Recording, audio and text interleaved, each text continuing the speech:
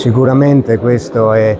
un omaggio ai paesi e soprattutto a quelle frazioni dei paesi che si affacciano sui laghi cosiddetti di Revine, che poi sarebbero i laghi di Revine Lago e di Tarso,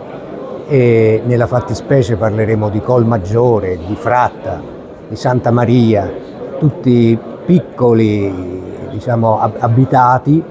che si affacciano sul lago e godono di questo bellissimo panorama.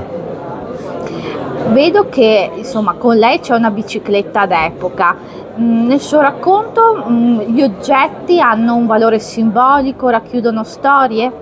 Diciamo che nella mia presentazione, perché questa è una presentazione decisamente atipica di un libro, ma rientra nel mio modo di vedere le presentazioni, e c'è una coreografia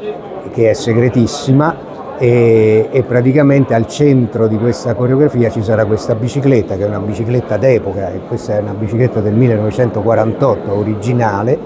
e che sarà un po' al centro di tutto questo spettacolo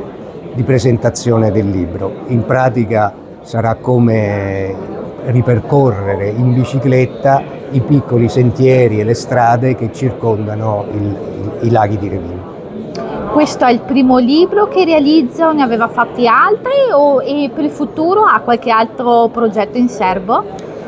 Diciamo, questo è il 20° mio libro, il terzo che viene edito dalla sezione